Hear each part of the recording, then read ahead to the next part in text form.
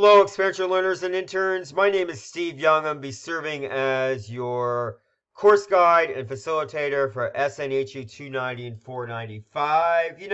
I was thinking about when I started my internship many years ago, what were some things that I wasn't thinking about that would have been helpful for me to be thinking about to begin my internship on a really high note? So we're going to cover some of these today for you and think about what are any special requirements that you have to complete before you can even begin your internship. So that's going to be maybe things like clearances, maybe a certification or a training that you have to get done, the number of hours you have to complete. So if you're in 290, it's a minimum of 60 hours, and if you're in 495, it's a minimum of 150 hours.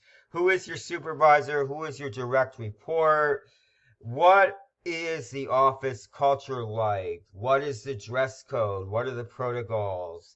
Where to report? So if you're doing an in-person experience, more of what we would call a brick and mortar type of internship, you want to know where to report exactly. And if you are in a high client-based type of experience, you may want to talk to your internship site about liability insurance. And if you have any questions about that, you can follow up with me as well. I do have some information on that. Communication, of course, is the key. So you want to make sure that you are meeting regularly with your supervisor. I recommend scheduling every 1 to 2 weeks if you can, a regular meeting time, just to really touch base and make sure that you're both on the same page. And you want to expand your internship network beyond just your supervisors. You think about those colleagues or professionals at your internship site who are also great sources of information and knowledge power for you. And not every organization provides an internship job description per se, but you do want to have a general idea of what is expected of you. What are the functions and responsibilities that you're being asked to perform? If you're in 290 and doing more of a shadowing experience, you still want to know what types of observational opportunities will you have through this experience. Remember that the internship is really a practice run. It's an opportunity to test drive a career path. So you want to immerse yourself in the experience and really think critically about it, examine it from multiple angles and perspectives.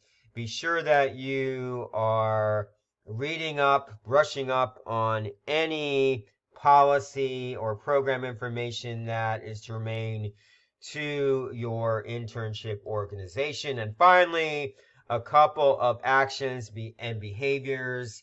So making sure you're adhering to confidentiality, especially if you are, again, have a client-centered type of internship, exhibiting professionalism, gaining a better understanding of what it means to be a professional. We'll talk about that a little bit more in this course.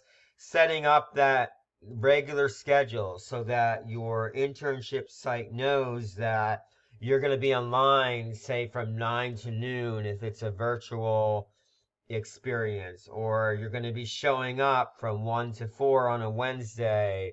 Embracing the learning or developmental dimensions of the internship is really important. Understanding that with learning, there has to be challenge. So being willing to kind of push yourself a little bit and have those challenge opportunities.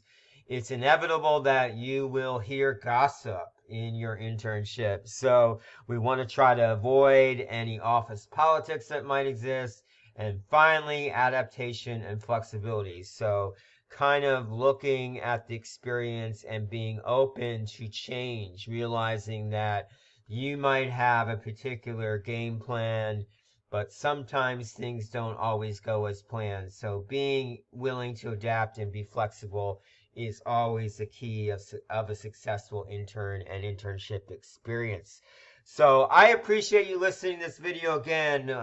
Congratulations on securing your internship. I'm looking forward to all of our communications throughout the course and throughout the next 8 weeks. So please reach out to me if you have any comments, questions, or concerns. Thank you so much, and take care.